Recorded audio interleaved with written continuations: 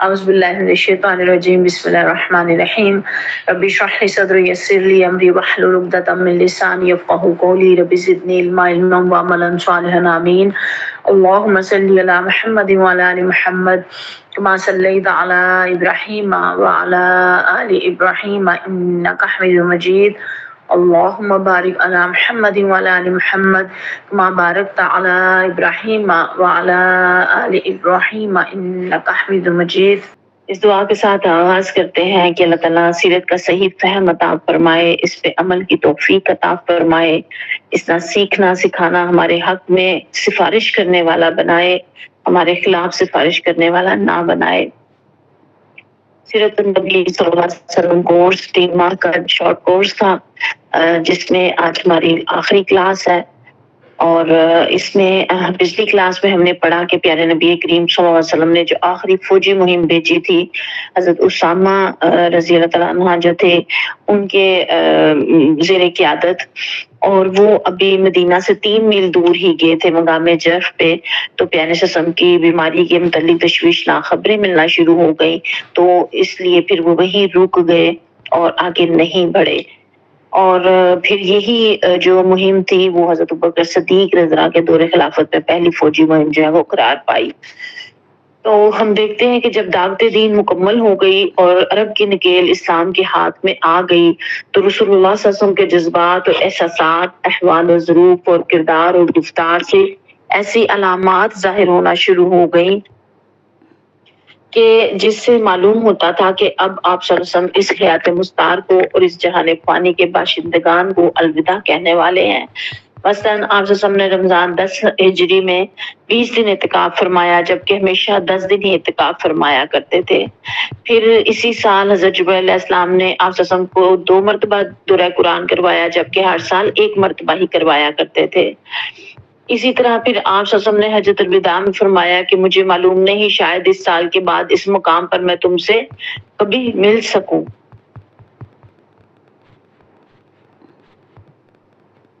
اور جمرہ عقبہ کے پاس فرمایا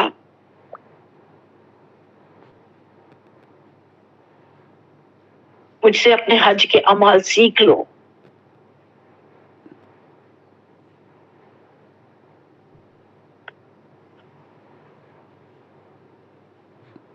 مجھ سے اپنے حج کے اعمال سیکھ لو کیونکہ میں اس سال کے بعد غالباً حج نہ کر سکوں گا۔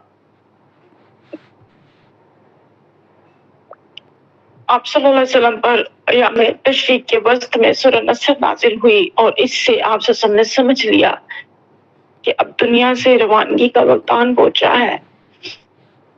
آپ صلی اللہ علیہ وسلم اوائل صفر 11 ہجری میں میدان احد میں تشریف لے گئے اور شہداء کے لیے دعا فرمائی، گویا زندہ اور مردازے رخصت ہو رہے ہیں۔ پھر واپس آئے، منبر پر فروکش ہوئے اور فرمایا میں تمہارا میرے کارواں ہوں اور تم پر گواہ ہوں۔ خدا میں اس وقت اپنے حوض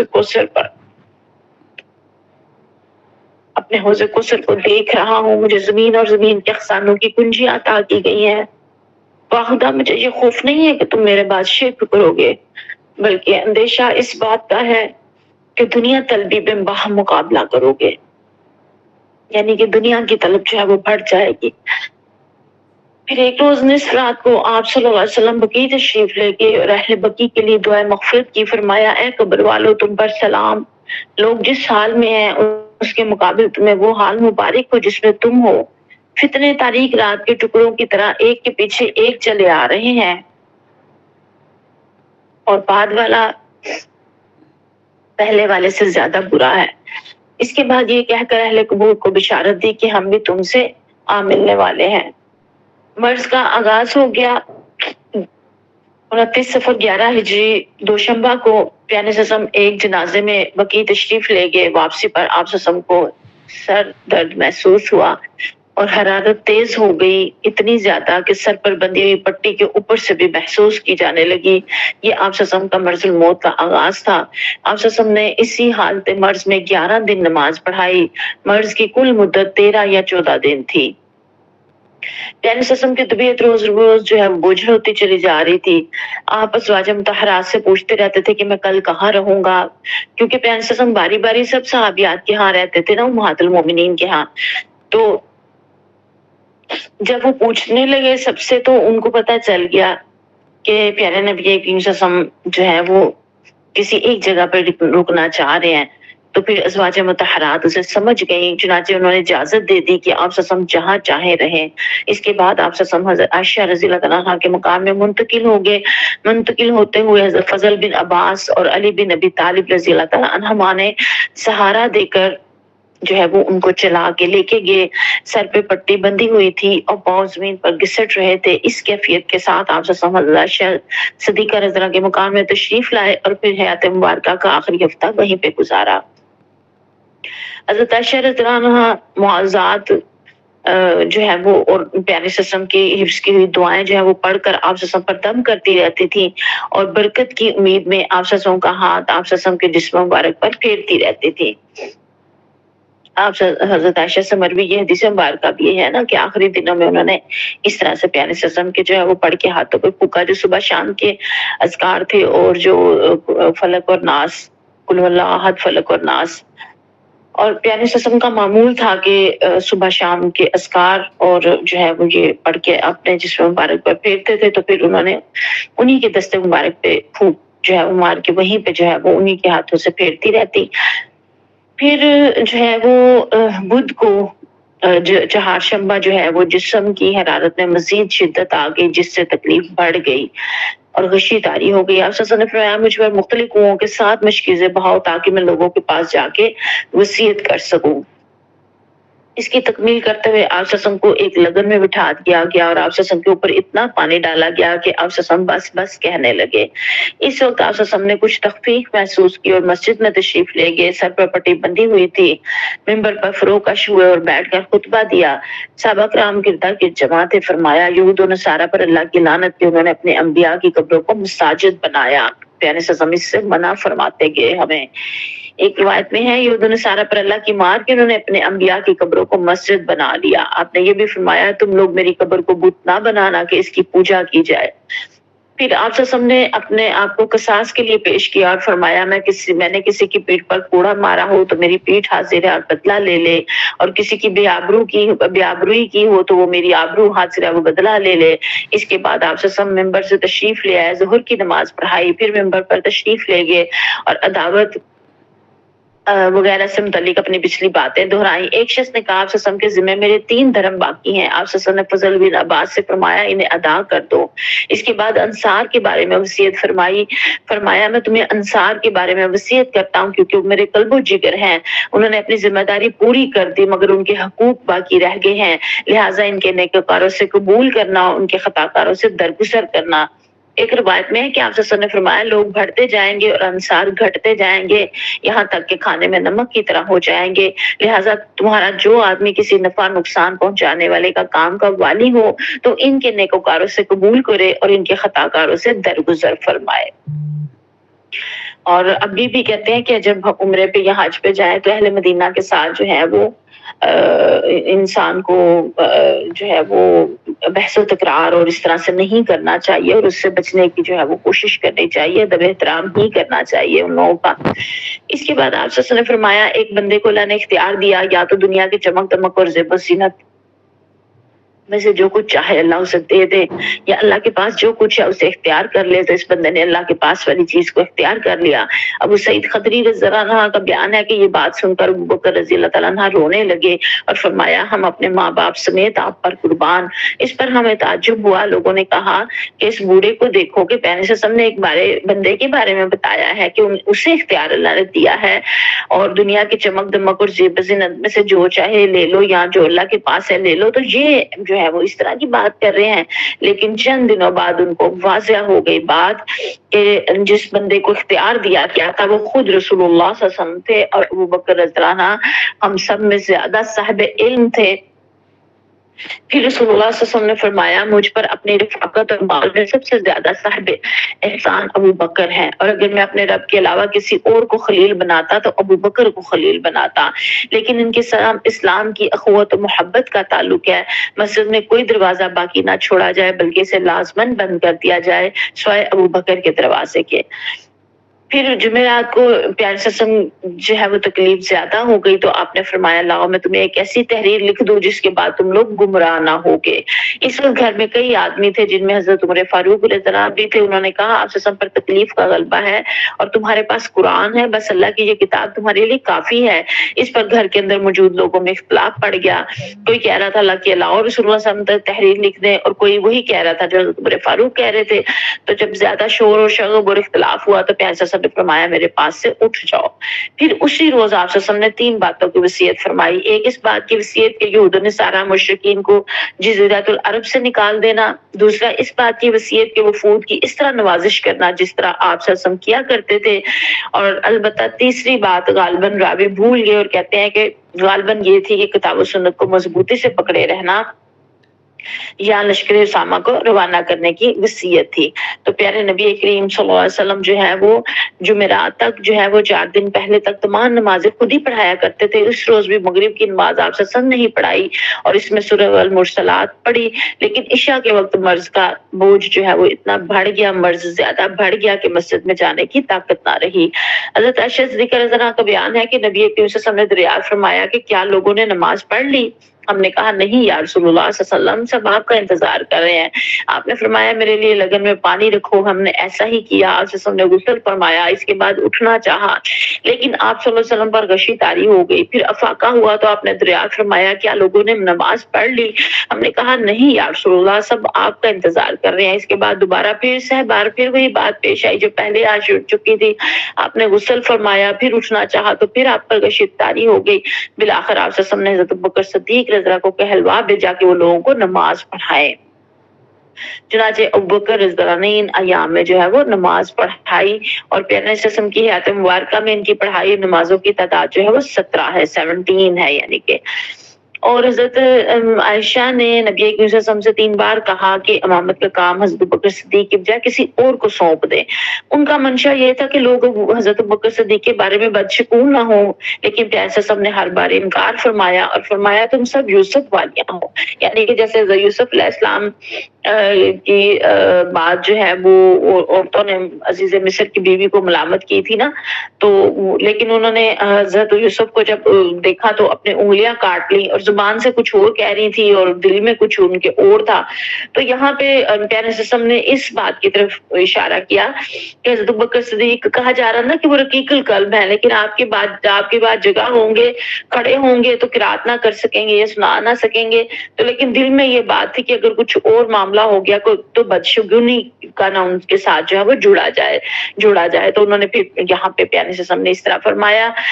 پھر ہفتہ اتوار کو پیارے وسلم نے طبیعت میں قدرے تخفیف محسوس کی، چنانچہ 2 آدمیوں کے درمیان چل کر ظہر کی نماز کے لیے تشریف لائے۔ اس وقت حضرت ابوبکر صدیق رضی اللہ عنہ صحابہ کرام کو نماز پڑھا رہے تھے، وہ آپ صلی اللہ علیہ وسلم کو دیکھ کر پیچھے ہٹنے لگے۔ آپ صلی اللہ علیہ وسلم نے اشارہ فرمایا پیچھے نہ ہٹیں، اور لانے والوں سے فرمایا کہ مجھے ان کے بازو میں بٹھا دو۔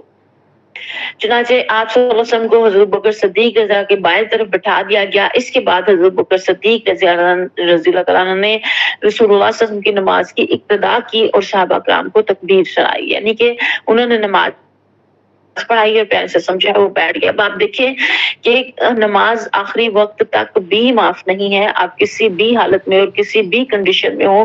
تو یہاں سیرت سے ہمیں یہ پتہ چلتا ہے کہ پیارے نبی کریم صلی اللہ علیہ وسلم نے نماز کی اہمیت لفظاً بھی بتائی اور عملاً بھی جو ہے وہ بتائی۔ آخری وقت تک اپنی امت کی نماز کی فکر اللہ کرے کہ میں اور آپ بھی اپنی نمازوں کی فکر کرنے والے بن جائیں، اور ہمارے بچے اور ہماری نسلیں بھی نمازوں کی پابندی کرنے والے بن جائیں۔ پھر پیارے نبی کریم صلی اللہ علیہ وسلم نے وفات سے 1 دن پہلے اتوار کو پیارے صلی اللہ علیہ وسلم نے تمام غلاموں کو آزاد فرما دیا۔ آپ کے پاس 7 دینار تھے، انہیں صدقہ کر دیا، اپنے ہتھیار مسلمانوں کو حبا فرما دیے۔ رات میں چراغ جلانے کے لیے حضرت عائشہ صدیقہ رضی اللہ عنہا نے تیل پڑوسن سے ادھار لیا۔ آپ صلی اللہ علیہ وسلم کی زرہ ایک یہودی کے پاس 30 سا یعنی کہ کوئی 75 کلو جو کے عوض رہن رکھی ہوئی تھی، یعنی کہ یہ بلا قرض تھا آپ صلی اللہ علیہ وسلم کے اوپر۔ اور جو ہے وہ لیکن جو ہے وہ تلواریں وہاں پہ موجود تھیں، اپنے ہتھیار جو ہے وہ مسلمانوں کو توفتاً دے دیے، اور آخری وقت تک جو ہے وہ امت کی فکر اور امت کے لیے سارے احکامات، اور پھر دوشنبہ کے روز مسلمان نماز فجر میں مصروف تھے۔ حضرت بکر صدیق رضی اللہ عنہ امامت فرما رہے تھے کہ پیارے سے سب نے حضرت عائشہ صدیقہ رضی اللہ کے حجرے کا پردہ اٹھایا اور صحابہ کرام پر جو صفے باندھے نماز میں مصروف تھے نظر ڈالی، پھر تبسم فرمایا۔ ادھر ابوبکر رضی اللہ عنہ اپنی ایڑ کے بل پیچھے ہٹے کے صف میں جا ملے، انہوں نے سمجھا کہ شاید پیارے سے ہم تشریف لانا چاہتے ہیں، اور مسلمان بھی وہ بھی ان کی خواہش بھی تھی، لیکن پیارے سے کو ہوا کہ یہ کہیں ان کی یعنی کہ وہ اس میں نہ پڑ جائیں اس چیز میں۔ پیارے سے نے اپنے ہاتھ سے اشارہ فرمایا کہ اپنی نماز پوری کر لو، یعنی کہ نماز پھر توڑ کے مزاج کرسی نہ کرنے لگ پڑے، تو پھر کہا کہ اپنی نماز پوری کر لو، پھر حجرے کے اندر تشریف لے گئے اور پردہ گرا لیا۔ اس کے بعد رسول اللہ صلی اللہ علیہ وسلم پر کسی دوسری نماز کا وقت نہیں آیا۔ دن چڑھے چاش کے وقت آپ صلی اللہ علیہ وسلم نے اپنی صاحبزادی حضرت فاطمہ رضی اللہ عنہا کو بلایا اور ان کے کچھ سرگوشی کی تو وہ رونے لگی، پھر آپ صلی اللہ علیہ وسلم نے انہیں بلایا اور کچھ سرگوشی کی تو وہ ہنسنے لگی، اور بعد میں جب حضرت عائشہ رضی اللہ عنہا کا بیان ہے کہ بعد میں جب ہمارے دریافت کرنے پر انہوں نے بتایا کہ پہلے پیارے نبی صلی اللہ علیہ وسلم نے مجھ سے سرگوشی کرتے ہوئے بتایا کہ آپ صلی اللہ علیہ وسلم اسی مرض میں وفات پا جائیں گے، اس لیے میں روئی۔ پھر آپ صلی اللہ علیہ وسلم نے مجھ سے سرگوشی کرتے ہوئے بتایا کہ آپ صلی اللہ علیہ وسلم کے اہل و عیال میں سب سے پہلے میں آپ صلی اللہ علیہ وسلم کے پیچھے جاؤں گی، اس پر میں ہنسی۔ اور حضرت فاطمہ الزہرا رضی اللہ عنہا جو ہیں وہ پیارے نبی کریم صلی اللہ علیہ وسلم کے وصال کے 6 ماہ بعد جو ہیں انہوں نے بھی جو ہے وہ وفات پائی۔ نبی کریم صلی اللہ علیہ وسلم نے حضرت فاطمہ کو یہ بشارت بھی دی کہ آپ صلی اللہ علیہ وسلم آپ رضی اللہ تعالیٰ عنہ ساری خواتین عالم کی سیدہ سردار ہیں۔ اس وقت رسول اللہ صلی اللہ علیہ وسلم جب شدید کرب سے دوچار تھے، اسے دیکھ کر حضرت فاطمہ بے ساختہ پکار اٹھی، وَأَقْرَبَ أَبَاهَا کہ ہائے ابا جان کی تکلیف۔ آپ صلی اللہ علیہ وسلم نے فرمایا تمہارے ابا پر آج کے بعد کوئی تکلیف نہیں۔ حضرت فاطمہ الزہرا کا پیارے قسم کے ساتھ شروع کا بچپن کا ساتھ تھا، ایک ماں بیٹی اور باپ کا کس طرح سے محبت بھرا ساتھ ہوتا ہے، اور وہ بہت زیادہ خیال کرنے والی، بہت زیادہ محبت کرنے والی تھی، اور باقی بیٹیاں پیارے نبی صلی اللہ علیہ وسلم کی حیات طیبہ کے اندر ہی وفات پا چکی تھی، حضرت فاطمہ ہی تھیں جو پیارے صلی اللہ علیہ وسلم کے پاس جو تھیں آخری وقت تک موجود تھی۔ پھر آپ صلی اللہ علیہ وسلم نے حسن اور حسین رضی اللہ عنہما کو بلا کر چما ان کے بارے میں خیر کی وصیت فرمائی، ازواج مطہرات کو بلایا، انہیں واعظ و نصیحت کی۔ ادھر لمحہ لمحہ تکلیف بڑھتی جا رہی تھی، اس زہر کا اثر بھی ظاہر ہونا شروع ہو گیا تھا جسے آپ صلی اللہ علیہ وسلم کو خیبر میں کھلایا گیا تھا۔ آپ نے پیچھے واقعہ پڑھا نا کہ یہودی عورت نے جو ہے وہ زہر ملا کے بکری کے گوشت میں بھیج دیا اور دستی میں زیادہ ڈال دیا کہ وہ پیارے صلی اللہ علیہ وسلم کو پسند تھی۔ چنانچہ آپ صلی اللہ علیہ وسلم حضرت عائشہ رضی اللہ عنہا سے فرماتے ہیں کہ عائشہ خیبر میں جو کھانا میں نے کھایا تھا اس کی تکلیف برابر محسوس کر رہا ہوں، اس وقت مجھے محسوس ہو رہا ہے کہ اس زہر کے اثر سے میری رگیں جہاں کٹی جا رہی ہے، یعنی کہ اس قدر زیادہ اس کا وہ زہر کا جو ہے وہ اثر تھا جسم کے اندر۔ آپ صلی اللہ علیہ وسلم نے صحابہ کرام کو بھی وصیت فرمائی، آپ نے فرمایا الصلاۃ الصلاۃ وما ملکت ایمانکم، نماز نماز اور تمہارے زیر دست یعنی لونڈی غلام۔ آپ صلی اللہ علیہ وسلم نے یہ الفاظ کئی بار دہرائے۔ پھر نزا کی حالت شروع ہو گئی اور حضرت عائشہ صدیقہ رضی اللہ عنہا نے آپ صلی اللہ علیہ وسلم کے اوپر ٹیک لگوا دی، اور ان کا بیان ہے کہ اللہ کی ایک نعمت مجھ پر یہ ہے کہ رسول اللہ صلی اللہ علیہ وسلم نے میرے گھر میں میری باری کے دن میرے سینے سے ٹیک لگائے ہوئے وفات پائی۔ آپ صلی اللہ علیہ وسلم کی موت کے وقت اللہ نے میرا لاب اور آپ صلی اللہ علیہ وسلم کا لاب اکٹھا کر دیا۔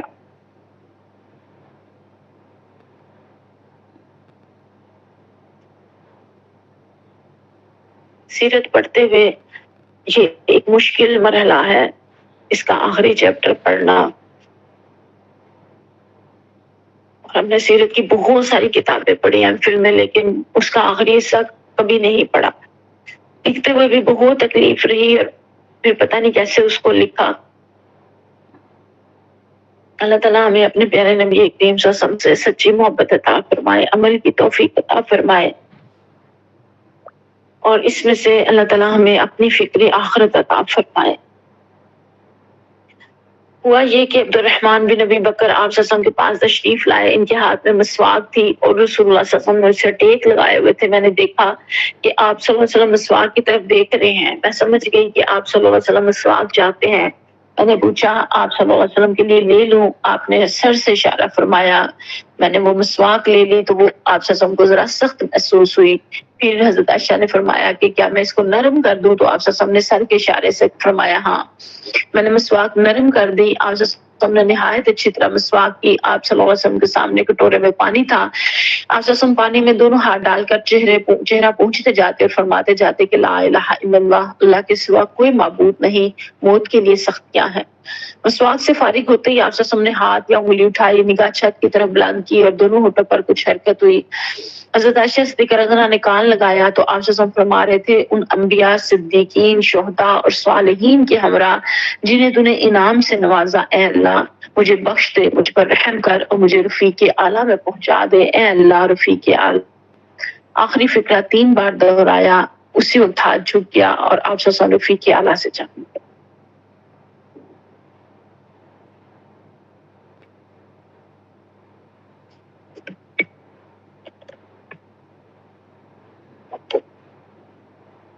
یہ واقعہ 12 ربیع الاول 11 ہجری یوم دوشنبہ کی چاشت کی شدت کے وقت پیش آیا. اس وقت نبی کریم صلی اللہ علیہ وسلم کی عمر مبارک 63 سال 4 دن ہو چکی تھی. اس حادثے کی خبر فوراً پھیل گئی. اہل مدینہ پر کوہ غم ٹوٹ پڑا. حضرت انس رضی اللہ عنہ کا بیان ہے کہ جس دن رسول اللہ صلی اللہ علیہ وسلم ہمارے تشریف لائے اس سے بہتر اور تابناک دن میں نے کبھی نہیں دیکھا، اور جس دن رسول اللہ صلی اللہ علیہ وسلم نے وفات پائی اس سے زیادہ کبھی اور تاریخ دن میں نے کبھی نہیں دیکھا. آپ صلی اللہ علیہ وسلم کی وفات پر حضرت فاطمہ رضی اللہ عنہا نے فرط غم سے فرمایا ہائے ابا جان جنہوں نے پروردگار کی پکار پر لبیک کہا، ہائے ابا جان جن کا ٹھکانہ جنت الفردوس ہے، ہائے ابا جان ہم جبرائیل علیہ السلام کو آپ کی موت کی خبر دیتے ہیں. صحابہ کرام کے اوپر تو غم کا پہاڑ ٹوٹ پڑا. عمر فاروق نے جب یہ سنا تو شدت غم سے ان کی حالت ایسی ہو گئی کہ انہوں نے کہا کہ کوئی نام بھی نہ لے کہ پیارے نبی کے وفات پا گیا. ایسا نہیں ہوا. وہ موسیٰ بن عمران علیہ السلام کی طرح تشریف لے گئے ہیں، واپس جو ہے وہ آئیں گے. لیکن حضرت ابوبکر صدیق جب آپ صلی اللہ علیہ وسلم کے پاس تشریف لائے، رخ انور سے چادر ہٹائی، چوما اور پھر روئے اور پھر فرمایا میرے ماں باپ آپ صلی اللہ علیہ وسلم پر قربان، اللہ آپ صلی اللہ علیہ وسلم پر دو موت جمع نہیں کرے گا. جو موت آپ صلی اللہ علیہ وسلم پر لکھ دی گئی تھی وہ آپ صلی اللہ علیہ وسلم کو آ چکی. اس کے بعد حضرت ابوبکر صدیق باہر تشریف لائے. اس وقت بھی حضرت عمر فاروق لوگوں سے بات کر رہے تھے. حضرت ابوبکر صدیق نے ان سے کہا کہ عمر بیٹھ جاؤ، لیکن انہوں نے بیٹھنے سے انکار کر دیا. سارے وہ غم کی دکھ کی شدت میں تھے نا، انہیں اس وقت سمجھ کچھ نہیں آ رہا. پھر حضرت ابوبکر صدیق باقی لوگوں کی طرف متوجہ ہوئے. اب حضرت ابوبکر صدیق رضا کے ایمان کی مضبوطی دیکھے کہ ان کے یار غار جن کے ساتھ انہوں نے ایک لمحہ زندگی کا گزارا، ان کے جانے کے بعد انہوں نے کس قدر استقامت دکھائی اور ان کے مشن کو لے کے کیسے کھڑے ہو گئے. انہوں نے فرمایا اما بعد من کان منکم یعبد محمدا صلی اللہ علیہ وسلم فإن محمدا قد مات ومن کان منکم یعبد اللہ فإن اللہ حی لا یموت. قال اللہ وما محمد الا رسول اللہ قد خلت من قبلہ الرسل افإن مات او قتل انقلبتم على اعقابکم ومن ينقلب على عقبیہ فلن یضر اللہ شیئا وسیجزی اللہ الشاکرین. اما بعد تم میں سے جو شخص محمد صلی اللہ علیہ وسلم کی پوجا کرتا تھا تک وہ جان لے کہ محمد صلی اللہ علیہ وسلم کی موت واقع ہو چکی ہے، اور تم میں سے جو شخص اللہ کی عبادت کرتا تھا تو یقیناً اللہ ہمیشہ زندہ رہنے والا ہے، کبھی نہیں مرے گا. اللہ کا ارشاد ہے محمد صلی اللہ علیہ وسلم نہیں ہے مگر رسول، ان سے پہلے بھی بہت سے رسول گزر چکے، تو کیا اگر وہ محمد صلی اللہ علیہ وسلم مر جائے یا ان کی موت واقع ہو جائے وہ قتل کر دیے جائیں تو تم لوگ اپنی ایڑ کے بل پلٹ جاؤ گے، اور جو شخص اپنی ایڑیوں کے بل پلٹ جائے تو یاد رکھو کہ وہ اللہ کو کچھ نقصان نہیں پہنچا سکتا. ان قریب اللہ شکر کرنے والوں کو جزا دے گا. صحابہ کرام جو ابو تک فرط غم سے حیران اور پریشان تھے، جب انہوں نے حضرت ابوبکر صدیق رضا کی بات سنی اور قرآن کی یہ آیات ان کی زبانیں سنی تو انہیں یقین ہو گیا. حضرت عباس فرماتے ابن عباس رضی اللہ کے واللہ سے لگتا تھا کہ گویا لوگوں نے جانا ہی نہ تھا کہ اللہ نے یہ آیت نازل کی ہے، یعنی کہ ایسا لگ رہا کہ جیسے پہلی دفعہ آیت سنی ہے. اور جب سب نے سنی وہ آیت تو سب کو پتہ چلا اور سب نے پھر اس کی جو ہے وہ اس آیت کی تلاوت کی. اور سعد بن مسیب کہتے ہیں کہ حضرت عمر رضی اللہ عنہ نے کہا واللہ میں نے جو ہی ابو بکر کو یہ آیت تلاوت کرتے ہوئے سنا انتہائی متحیر اور دہشت زدہ ہو کر رہ گیا، حتیٰ کہ میرے پاؤں مجھے اٹھا ہی نہیں رہے تھے، حتیٰ کہ ابو بکر کو اس آیت کی تلاوت کرتے سن کر میں زمین پر گر پڑا، کیونکہ میں جان گیا کہ واقعی نبی کریم صلی اللہ علیہ وسلم جو ہے وہ وصال فرما چکے ہیں. ادھر نبی کریم صلی اللہ علیہ وسلم کی تجہیز و تکفین سے پہلے ہی آپ صلی اللہ علیہ وسلم کی جانشینی کے معاملے میں اختلاف پڑ گیا. ثقیفہ بن سعدہ میں مہاجرین و انصار کے درمیان بحث و مباحثہ ہو گیا، مجادلہ ہو گیا. بلاخر ابو بکر صدیق رضی اللہ عنہ کی خلافت پر اتفاق ہو گیا. اس کام میں دوشنبہ کا باقی ماندہ دن گزر گیا اور رات آ گئی. لوگ یعنی قسم کی تجہیز و تکفین کی بجائے اس دوسرے کام میں مشغول ہو گئے. پھر رات گزری اور منگل کی صبح ہوئی. اس وقت تک آپ صلی اللہ علیہ وسلم کا جسم مبارک ایک دھاری دار جمنی چادر سے ڈھکا بستر ہی پر رہا. گھر کے لوگوں نے باہر سے دروازہ بند کر دیا تھا. جب یہ معاملہ طے ہوا کہ جو ہے وہ اب جانشین کون ہوں گے تو پھر جو ہے وہ اس طرف آیا، یعنی کہ خلیفہ کا جانشینی کا معاملہ اس قدر اہم تھا کہ اگر اس کو فوری حل نہ کیا جاتا تو مسلمانوں کے اندر بہت زیادہ اختلاف جو ہے وہ پیدا ہو جاتا. پھر منگل کے روز آسم کو کپڑے اتارے بغیر غسل دیا گیا. غسل دینے والے حضرات حضرت عباس، حضرت علی، حضرت عباس کے دو صاحبزادے فضل اور قسم، رسول اللہ صلی اللہ علیہ وسلم کے آزاد کردہ غلام شکران، حضرت اسامہ بن زید اور اوس بن خولی، حضرت عباس اور فضل اور قسم رضی اللہ تعالیٰ عنہ جو تھے آسم کی کروٹ بدل رہے تھے. حضرت اسامہ اور شکران پانی بہا رہے تھے، حضرت علی غسل دے رہے تھے اور حضرت اوس نے آسم کو اپنے سینے سے ٹیک دے رکھی تھی. اس کے بعد آسم کو 3 سفید جمنی چادروں میں کفنایا گیا. ان میں کرتا اور پگڑی نہ تھی، بس آسم کو چادروں ہی میں لپیٹا گیا. آسم کی آخری آرامگاہ کے بارے میں بھی صحابہ کرام میں مختلف رائے ہونے لگی، لیکن حضرت بکر صدیق رضی اللہ عنہ نے اس موقع پہ فرمایا کہ میں نے پیارے نبی کریم صلی اللہ علیہ وسلم کو یہ فرماتے سنا ہے کہ کوئی نبی بھی فوت نہیں ہوا مگر اس کی تدفین وہی ہوئی جہاں وہ فوت ہوا. تو پھر پیارے صلی اللہ علیہ وسلم کا بستر وہاں سے اٹھایا گیا اور وہیں پہ جو ہے وہ لحد جو ہے وہ کھود دی گئی. اس کے بعد باری باری 10 صحابہ کرام نے حجرہ شریف میں داخل ہو کر نماز جنازہ پڑھی، اور پہلے آپ سب کے خانواد بنو ہاشم نے نماز جنازہ پڑھی، پھر مہاجرین نے، پھر انصار نے، پھر مردوں نے، پھر عورتوں نے، پھر بچوں نے، سب نے باری باری نماز جنازہ پڑھنے میں منگل کا پورا دن گزر گیا اور چہار شنبہ بدھ کی رات آ گئی. رات میں آسم کے جسد پاک کو سپرد خاک کیا گیا. حضرت عائشہ صدیقہ رضی اللہ عنہا فرماتی ہیں کہ ہمیں پیارے قسم کی تدفین کا علم نہ ہوا یہاں تک کہ ہم نے بدھ کی رات کے درمیانی اوقات میں پھاوڑوں کی آواز سنی، یعنی کہ زمین کو جو ہے وہ کھودنے کی. پھر پیارے نبی کریم صلی اللہ علیہ وسلم کا خانہ نبوت اس وقت جو ہے ہجرت سے قبل پیارے وسلم کے گھرانے میں آپ وسلم کی بیوی حدیجہ جو تھی، آپ جانتے ہیں ہم نے سیرت پوری پڑھی ہے کہ شادی کے وقت پیارے وسلم کی عمر 25 سال تھی، حضرت خدیجہ کی عمر 40 سال تھی. حضرت خدیجہ آپ وسلم کی جو ہے وہ پہلی بیوی تھی اور جو ہے وہ ان کے بطن سے ہی جو ہے وہ تمام جو ہے وہ ان کی پیارے وسلم کی اولاد ہوئی نا. حضرت زینب، حضرت رقیہ، حضرت ام کلثوم، حضرت فاطمہ، حضرت اور جو ہے وہ یہ بھی آپ جانتے ہیں کہ پیارے نبی کریم صلی اللہ علیہ وسلم نے جب حضرت خدیجہ کے بعد جو شادی کی حضرت سودا رضی اللہ سے تو وہ بھی عمر میں جو ہے وہ بڑی تھی، تو ظاہر ہے بچوں کو سنبھالنے کے لیے جو ہے وہ پیارے نبی کریم صلی اللہ علیہ وسلم کو کہا گیا تو پھر آپ سے سب نے جو ہے وہ شادی کی.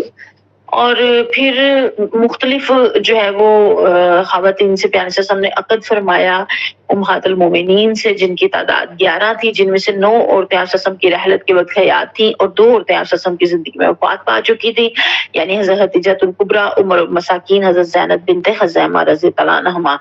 تو باقی جو ہے وہ آپ جانتے ہیں کہ پیارے وسلم کے وصال کے وقت جو ہے وہ زندہ تھی. حضرت سودا بنت زامہ اور ان سے پیارے وسلم نے حضرت خدیجہ کی وفات کے چند دن بعد نبوت کے 10ویں سال ماہ شوال میں شادی کی. آپ وسلم سے پہلے حضرت سودا اپنے چچا زاد بھائی کے عقد میں تھی اور وہ انتقال کر گئے اور وہ بیوہ ہو گئیں، تو پھر پیارے وسلم سے ان کی جو ہے وہ شادی ہوئی. حضرت عائشہ صدیقہ بنت ابی بکر پیارے وسلم کی نبوت کے 11ویں برس ماہ شوال میں ان کے ساتھ جو ہے وہ شادی ہوئی اور رخصتی وہاں پہ مدینہ منورہ میں. حضرت حفصہ بنت عمر بن خطاب رضا ان کے شوہر جو تھے وہ پہلے بدر اور احد کے درمیانی عرصے میں رحلت کر گئے تھے، وہ بھی بیوہ ہو گئی تھی، تو پیارے وسلم نے پھر ان سے جو ہے وہ شادی کی. اور یہ مختلف شادیاں جو ہیں مختلف وجوہات کی بنا پہ ہوئیں. حضرت زینب بنت خزیمہ سے بھی جو شادی ہوئی، اور پھر اس کے بعد حضرت ام سلمہ بنت ہند کے جو ان سے ہوئی، ان کے بھی شوہر کا انتقال ہو گیا تھا، اور بعد میں پیارے وسلم نے ان سے جو ہے وہ شادی کی۔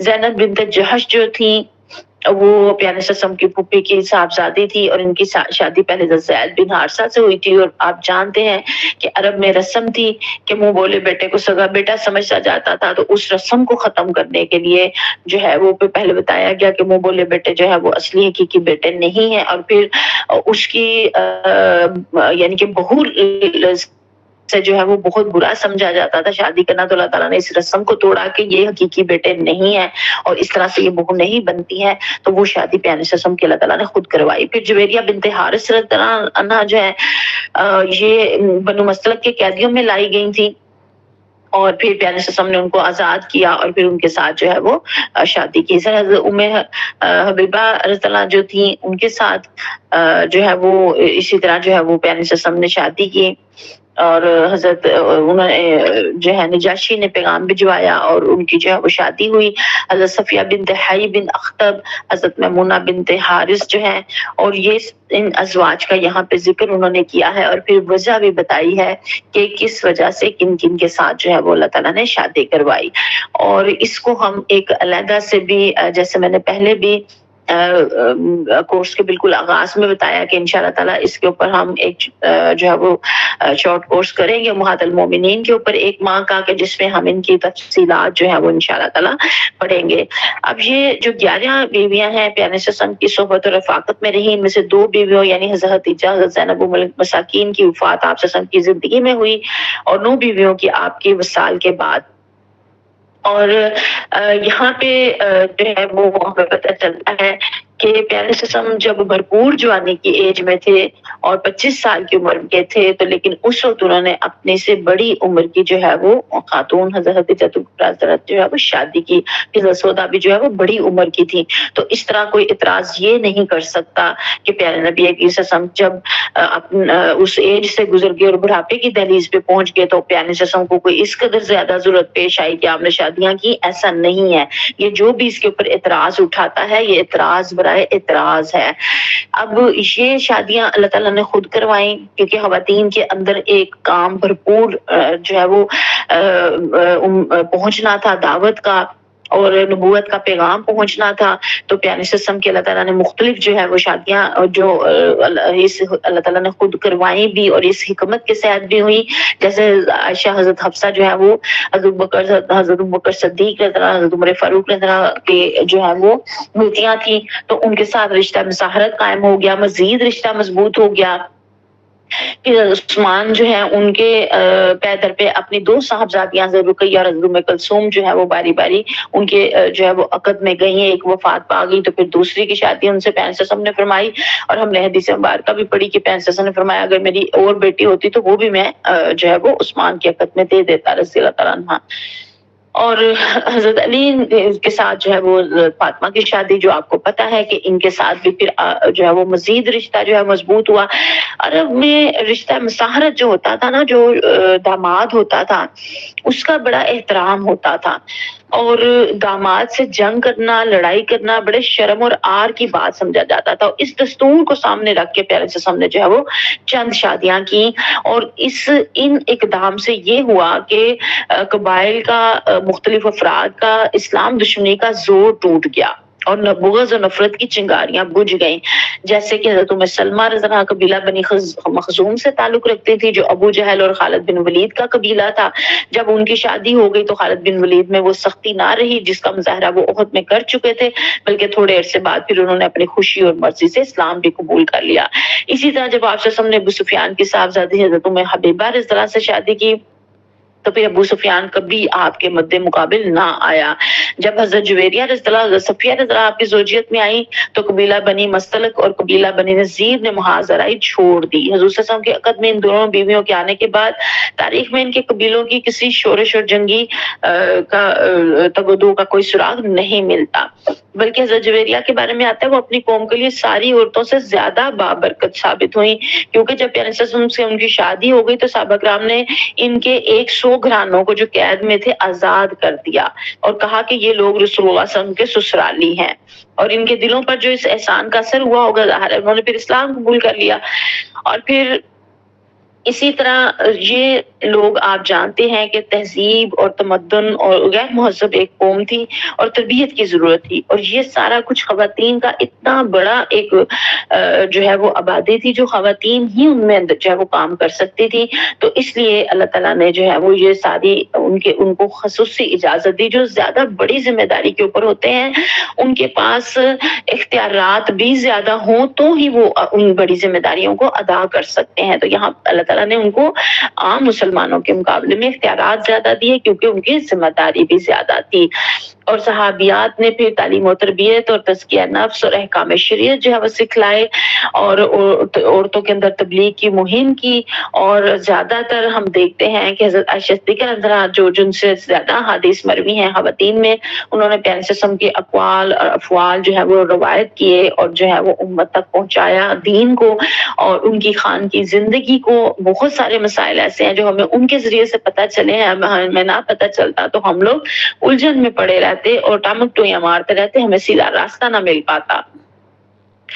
پھر نبی کریم صلی اللہ علیہ وسلم کا ایک نکاح ابھی ہم نے پڑھا کہ جاہلی رسم توڑنے کے لیے عمل میں آیا، حضرت زینب کے ساتھ جو ان کا نکاح ہوا تھا بنت جحش، اور جو کہ حضرت زید کی عقد میں تھی۔ اور پھر اسی طرح اللہ تعالیٰ نے جو ہے وہ سورہ احزاب کے اندر یہ آیات بھی آئی ہیں، آپ نے اللہ نے فرمایا جب آپ سے اس شخص سے کہہ رہے تھے کہ جس پر اللہ نے انعام کیا ہے، اور ہم نے انعام کیا ہے یعنی حضرت زید سے کہ تم اپنے اوپر اپنی بیوی کو روک رکھو اور اللہ سے ڈرو، اور آپ سسم اپنے نفس میں وہ بات چھپائے ہوئے تھے جسے اللہ ظاہر کرنے والا تھا، آپ لوگوں سے ڈر رہے تھے حالانکہ اللہ زیادہ مستحق تھا کہ آپ اس سے ڈرتے۔ اور پھر یہ شادی بھی آپ جانتے ہیں کہ اس قدر جو ہے وہ باعث خیر و برکت ہوئی، اور مسلمان جو ہے وہ ایک ایسے اس میں سے نکل آئے خود ساختہ رسم سے کہ جس میں بہت زیادہ مشکلات تھیں۔ پھر ہم نے جو ہے وہ حدیبیہ صلح حدیبیہ کے مقام پہ پڑھا نا کہ پیارے نبی کریم صلی اللہ علیہ وسلم نے جب جو ہے وہ حکم دیا کہ جو ہے وہ اپنے بال کٹوا لیے جائیں اور سر منڈوا لیا جائے اور قربانی کر دی جائے، تو صحابہ کرام اس وقت اتنی دکھ اور شدت میں تھے کہ انہیں نہیں جو ہے فوری وہ ہلے اپنی جگہ سے اور فوری سمجھ نہیں آئی، لیکن جب حضرت ام سلمہ رضی اللہ عنہا نے آپ صلی اللہ علیہ وسلم کو مشورہ دیا آپ صلی اللہ علیہ وسلم اٹھ کر خود اپنا جانور ذبح کریں، تو جب آپ نے کیا تو سارے صحابہ کرام فوراً لپک کر جو ہے وہ کرنے لگ پڑے۔ اور پھر یہ سارے امہات المومنین کے ذریعے سے امت کو جو ہے وہ سہولت اور آسانیاں ساری جو ہے وہ ہمیں ملی، اور امہات المومنین کے ساتھ پیارے صلی اللہ علیہ وسلم کی رہائش نہایت شریفانہ، باعزت، بلند پایا اور عمدہ انداز کی تھی۔ ازواج مطہرات میں شرف، قناعت، صبر، تواضع، خدمت اور ازدواجی حقوق کی نگہداشت بہت زیادہ بدرجہ اتم جو ہے وہ موجود تھی۔ اور پھر پیارے نبی کریم صلی اللہ علیہ وسلم کے اخلاق و اوصاف کے اوپر جو ہے وہ اس کتاب کا اختتام کیا گیا ہے کہ پیارے نبی کریم صلی اللہ علیہ وسلم ایسے جمال خلق اور کمال خلق سے متصف تھے کہ جو بیان سے باہر ہیں، اور پیارے صلی اللہ علیہ وسلم کا حلیہ مبارک بھی بہت زیادہ جو ہے وہ خوبصورت تھا۔ صحابہ کرام اور صحابیات نے اس کو بیان کیا ہے۔ ہجرت کے وقت رسول اللہ صلی اللہ علیہ وسلم جب ام معبد خزاعیہ کے خیمے سے گزرے تو اس نے آپ صلی اللہ علیہ وسلم کی روانگی کے بعد اپنے شوہر سے آپ کے خلیے کا جو نقشہ کھینچا وہ یہ تھا کہ چمکتا رنگ تھا، تابناک چہرہ، خوبصورت ساکھ، نہ توندے پن کا عیب، نہ گنجے پن کی خامی، جمال جہاں تاب کے ساتھ ڈھلا ہوا پیکر، سرمگی آنکھیں، لمبی پلکیں، بھاری آواز، لمبی گردن، سفید و سیاہ آنکھیں، سیاہ سرمگی پلکیں، باریک اور باہم ملے ہوئے ابرو، چمکدار کالے بال، خاموش ہوں تو باوقار، گفتگو کریں تو پرکشش، دور سے دیکھنے میں سب سے تابناک اور پرجمال، قریب سے سب سے خوبصورت اور شیریں، گفتگو میں چاشنی، بات واضح اور دو ٹوک، نہ مختصر نہ فضول انداز، ایسا کہ گویا لڑی سے موتی جھڑ رہے ہوں، درمیانہ قد، نہ ناٹا کے نگاہ میں نہ جچے، نہ لمبا کے ناگوار لگے، دو شاہوں کے درمیان ایسی شاہ کی طرح ہے جو سب سے زیادہ تازہ اور خوش منظر ہے۔ رفقا آپ کے گرد خلقہ بنائے ہوئے کچھ فرمائیں تو توجہ سے سنتے ہیں، کوئی حکم دے تو لپک کر بجا لاتے ہیں، مطاع مکرم، نہ تشنو نہ لغو۔ اچھا یہ اردو میں ایسے ہمیں الفاظ لگ رہے ہیں، عربی میں اس سے بھی زیادہ فصیح، بلیغ اور خوبصورت ہوں گے جو انہوں نے سارا اتنا پیارا اور خوبصورتی سے جو ہے وہ نقشہ کھینچا۔ اور یہ پیارے سسم اس وقت سفر سے ہجرت میں جب گزر رہے تھے تو ان کے خیمے میں ٹھہرے تھے نا، تو ان کا جب شوہر آیا تو انہوں نے جب دیکھا کہ دودھ اتنا زیادہ برتنوں میں بھرا ہوا یہ سارا، تو پھر انہوں نے پوچھا، تو پھر انہوں نے یہ سارا حلیہ پیارے سسم کا بتایا کہ ایسے جو وہ تھے وہ میرے یہاں پہ آئے اور ٹھہرے، وہ سارا بتایا۔ پھر حضرت عمر فاروق، حضرت علی رضی اللہ بھی آپ سسم کا جو ہے وہ حلیہ مبارک بہت خوبصورت بتاتے ہیں کہ آپ سسم نہ لمبے تڑیے تھے، نہ ناٹے کھوٹے، لوگوں کے حساب سے درمیانہ قد کے تھے، بال نہ زیادہ گھنگرالے تھے، نہ بالکل کھڑے کھڑے، بلکہ دونوں کے بیچ بیچ کیفیت تھی۔ رخسار بہت زیادہ پرگوش نہ تھے، تھوڑی جو تھی وہ چھوٹی اور پیشانی پس، چہرہ کسی قدر گلائی لیے ہوئے تھا، رنگ گورا گلابی، آنکھیں سرخی مائل، پلکیں لمبی، جوڑوں اور مونڈوں کی ہڈیاں بڑی بڑی، سینے پر ناک تک بالوں کی ہلکی سی لکیر، باقی جسم بال سے خالی، ہاتھ اور پاؤں کی انگلیوں پر پرگوشت، چلتے تو قدرے جھٹکے سے پاؤں اٹھاتے اور یوں چلتے گویا کسی ڈھلوان پر چل رہے ہیں، جب کسی طرف توجہ فرماتے تو پورے وجود کے ساتھ متوجہ ہوتے۔ دونوں کندھوں کے درمیان مہر نبوت تھی۔ آپ سسم سارے انبیاء کے خاتم تھے، سب سے زیادہ سخی دست اور سب سے بڑھ کر جرأت مند، سب سے زیادہ صادق اللہجہ اور سب سے بڑھ کر عہد و پیمان کے وفا کرنے والے تھے، نرم طبیعت تھے، سب سے شریف ساتھی، جو آپ سسم کو اچانک دیکھتا ہیبت زدہ ہو جاتا، جو جان پہچان کے ساتھ ملتا محبوب رکھتا۔ آپ سسم کا وصف بیان کرنے والا بھی یہی کہہ سکتا ہے کہ میں نے آپ صلی اللہ علیہ وسلم سے پہلے اور آپ صلی اللہ علیہ وسلم کے بعد آپ جیسا نہیں دیکھا۔ صحابہ کرام کی اتنی محبت تھی اور وہ اتنا غور سے پیارے سسم کو جو ہے وہ دیکھتے تھے، اور ایک ایک چیز تک انہوں نے بیان کی ہے نا۔ سیرت کی بہت ساری کتابیں جو ہیں وہ صرف پیارے نبی کریم صلی اللہ علیہ وسلم کے حلیہ مبارک کے اوپر ہی جو ہے وہ لکھی ہوئی ہیں۔ اور حضرت کعب بن مالک کا بیان ہے کہ جب آپ سسم خوش ہوتے تو چہرہ دمک اٹھتا، گویا چاند کا ایک ٹکڑا ہے۔ ایک بار آپ صلی اللہ علیہ وسلم حضرت عائشہ صدیقہ کے پاس تشریف فرما تھے، پسینہ آیا تو چہرے کی دھاریاں چمک اٹھی۔ یہ کیفیت دیکھ کر عائشہ نے ابو کبیر حضلی کا یہ شعر پڑھا، جب ان کے چہرے کی دھاریاں دیکھو تو وہ یوں چمکتی ہیں جیسے روشن بال چمک رہے ہوں، روشن بادل چمک رہا ہو۔ حضرت ابوبکر صدیق آپ کو دیکھ کر یہ شعر پڑھتے کہ آپ سسم امین ہیں، چنیدہ اور برگزیدہ ہیں، خیر کی دعوت دیتے ہیں، گویا وہ ماہ کامل کی روشنی ہے جس سے تاریکی آنکھ میں چھولی کھیل رہی ہے۔ اور پیارے نبی کریم صلی اللہ علیہ وسلم کا اخلاق جو تھا بہت مکارم اخلاق کہا جاتا ہے۔ پیارے سسم فصاحت و بلاغت میں ممتاز تھے۔ آپ سسم طبیعت کی روانی، لفظ کے نکھار، فکروں کی جزالت اور معنی کی صحت اور تکلف سے دوری کے ساتھ ساتھ جامع القلم تھے، یعنی کہ مختصر الفاظ میں جامع بات کہنے پہ اللہ تعالیٰ نے ان کو یہ نوازا ہوا تھا۔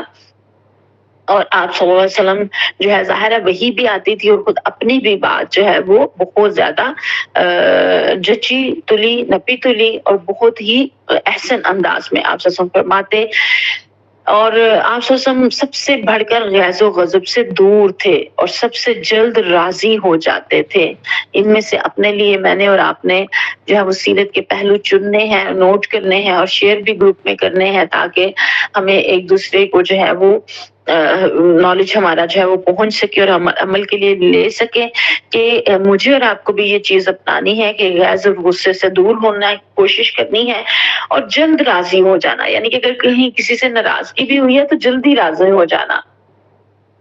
اور جود و کرم کا جو ہے وہ وصف ایسا تھا کہ اس کا اندازہ ہی نہیں کیا جا سکتا، اس طرح نوازتے کہ اس کے بعد فقر کا اندیشہ ہی نہ رہتا۔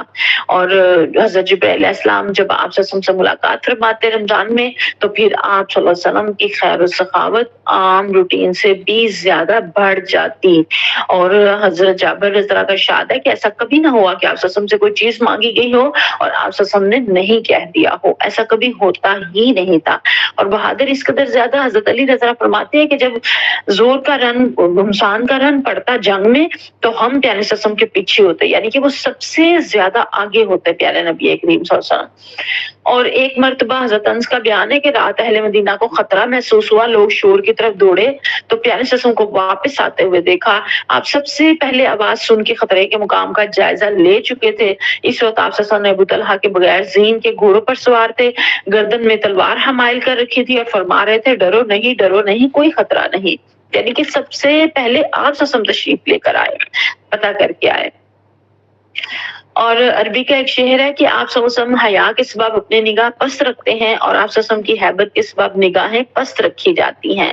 چنانچہ آپ صلی اللہ علیہ وسلم سے اسی وقت گفتگو کی جاتی ہے جب آپ صلی اللہ علیہ وسلم تبسم فرما رہے ہوں. اور پھر آپ کا دشمن بھی نہیں کہہ سکتا تھا، ابو جہل کو بھی کہنا پڑا کہ آپ جھوٹ نہیں کہتے، البتہ جو بات آپ کہتے ہیں ہم اس بات کو جھٹلاتے ہیں. تو قرآن پاک کی آیت نازل ہوئی فَإِنَّمَا لَا يَكْذِبُونَكَ وَلَكِنَّ الظَّالِمِينَ بِآيَاتِ اللَّهِ يَجْحَدُونَ. یہ لوگ آپ کو نہیں جھٹلاتے بلکہ یہ ظالم اللہ کی آیتوں کا انکار کرتے ہیں. اور یہ بھی ہم نے پیچھے سیرت میں پڑھا نا کہ ابو سفیان کو جو ہے وہ ہرقل نے جب پوچھا تو اس کو جو ہے وہ بالکل سچی گواہی دینی پڑی، وہ کچھ جھوٹ بول ہی نہ سکا. اور جب اس نے بادشاہ نے پوچھا کہ تم لوگ ان پہ جھوٹ کا الزام لگاتے ہو تو کیا انہوں نے کبھی جھوٹ بولا، تو اس کو کہنا پڑا کہ انہوں نے کبھی جو ہے وہ جھوٹ نہیں بولا. اور صحابہ کرام کے درمیان کسی امتیاز کے بغیر ایک عام آدمی کی طرح بیٹھتے تھے. حضرت عائشہ صدیقہ فرماتی ہیں ہم اپنے جوتے خود ٹانگتے، اپنے کپڑے خود سیتے، اپنے ہاتھ سے اس طرح کا کام کرتے تھے جیسے تم میں سے کوئی آدمی اپنے گھر کے کام کاج کرتا ہے. آپ بھی انسانوں میں سے ایک انسان تھے، اپنے کپڑے خود دیکھتے کہ کہیں اس میں کوئی جو نہ ہو، اپنی بکری خود دھوتے، اپنا کام خود کرتے. یہ حضرت عائشہ صدیقہ فرما رہی ہیں. اور آج دیکھیں وہ نبی جو اپنے سارے کام اپنے ہاتھوں سے خود کرتے تھے، ان کی امت جو ہے وہ کس قدر کاہل اور سست ہو گئی ہے کہ اب جو ہے وہ اپنا کوئی کام ہم اپنے ہاتھوں سے کر ہی نہیں پا رہے. اور ہمارے بچے اور ہماری نسلیں بالکل ہی جو ہے وہ ملازموں کے اوپر آ گئے ہیں کہ وہی سارے کام کرے، تو اپنے ہاتھ سے جو ہے وہ کوئی کام نہیں، اور بس جو ہے وہ وقت کو فضول جو ہے وہ گیجٹس کے ساتھ ضائع کرتے ہیں. تو یہ بھی مجھے اور آپ کو سیرت کا میسج یہاں سے لینا ہے، اپنے لیے بھی اور اپنے بچوں اور اپنی نسلوں کے لیے بھی.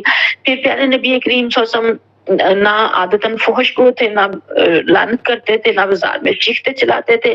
اور یہ بھی دیکھیں اب لعنت کا لفظ ہی نہیں کبھی استعمال کیا. تو یہاں پہ اب جو ہے وہ امت میں یہ چیز بھی کتنی آ گئی ہے کہ شٹ کو جو ہے وہ ایسے جیسے تکیہ کلام بنایا ہوا ہے، ہر لفظ میں، ہر جملے میں، ہر بات میں آرام سے کہہ دیا جاتا ہے، جبکہ یہ اس سے مجھے اور آپ کو بچنا ہے. پھر معافی اور درگزر سے کام لیتے، کسی کو اپنے پیچھے چلتا ہوا نہ چھوڑے جاتے، یعنی کہ جو ہے وہ اگر ساتھ چلتے تو پھر ان کو ساتھ لے کے جو ہے وہ چلتے. اور پھر ایک دفعہ جب پیارے نبی کریم صلی اللہ علیہ وسلم سفر میں تھے تو بکری کاٹنے پکانے کا مشورہ ہوا. ایک نے کہا میں ذبح کرنا میرے ذمے، دوسرے نے کہا کھال اتارنا میرے ذمے، تیسرے نے کہا پکانا میرے ذمے. تو پیارے صلی اللہ علیہ وسلم نے فرمایا ایندھن کی فراہمی یعنی کہ لکڑیاں جمع کرنا میرے ذمے. تو صحابہ کرام نے عرض کیا ہم آپ کا کام کر دیں گے. آپ نے فرمایا میں جانتا ہوں تم لوگ میرا کام کر دو گے، لیکن میں پسند نہیں کرتا کہ تم پر امتیاز حاصل کروں، کیونکہ اللہ اپنے بندے کی یہ حرکت ناپسند کرتا ہے کہ اپنے آپ کو اپنے رفقا میں ممتاز سمجھے. اس کے بعد آپ صلی اللہ علیہ وسلم نے اٹھ کر لکڑیاں جمع فرمائی. اور اسی طرح ہند بن ابی حالہ کی زبانی پیارے سے سم کے اور صاف سنیے، بہت لمبی ہے. ان کی جو انہوں نے بتائی ہے وہ کہتی ہیں کہ پیارے سے سم پہم غموں سے دو چار تھے، ہمیشہ غور و فکر فرماتے رہتے تھے. آپ سسم کے لیے راحت نہ تھی، بلا ضرورت نہ بولتے تھے، دیر تک خاموش رہتے تھے. اول اور آخر پوری بات منہ سے کرتے، یعنی صرف منہ کے کنارے سے نہ بولتے، جامعہ اور دو ٹوک کلمات کہتے جن میں نہ فضول گوئی ہوتی نہ کوتاہی، نرم ہوتے اور حقیر نہیں سمجھتے. نعمت معمولی بھی ہو تو اس کی تعظیم کرتے تھے، کسی چیز کی مذمت نہیں فرماتے تھے، کھانے کی برائی نہیں کرتے تھے، نہ تعریف حق کا کوئی نقصان پہنچتا تو حق کے لیے البتہ انتقام لیتے، اور پھر آپ کے غضب کو روکا نہ جا سکتا تھا. البتہ کشادہ دل تھے، اپنے نفس کے لیے کبھی غضبناک نہ ہوتے نہ انتقام لیتے. ہم نے فتح مکہ کے موقع پہ دیکھا پیارے سے ہم نے سب کو جو ہے وہ معاف فرما دیا. جب اشارہ فرماتے تو پوری ہتھیلی سے اشارہ فرماتے، اور تعجب کے وقت ہتھیلی پلٹ دے. جب غضبناک ہوتے تو رخ پھیر لیتے، اور جب خوش ہوتے تو نگاہ پست فرما لیتے. آسم کی بیشتر ہنسی تبسم کی صورت میں ہوتی، مسکراتے تو دانت اولوں کی طرح چمکتے. اور پھر لا یعنی بات سے زبان کو روکے رکھتے، ساتھیوں کو جوڑتے تھے توڑتے نہ تھے، ہر قوم کے معزز آدمی کی تکریم فرماتے تھے.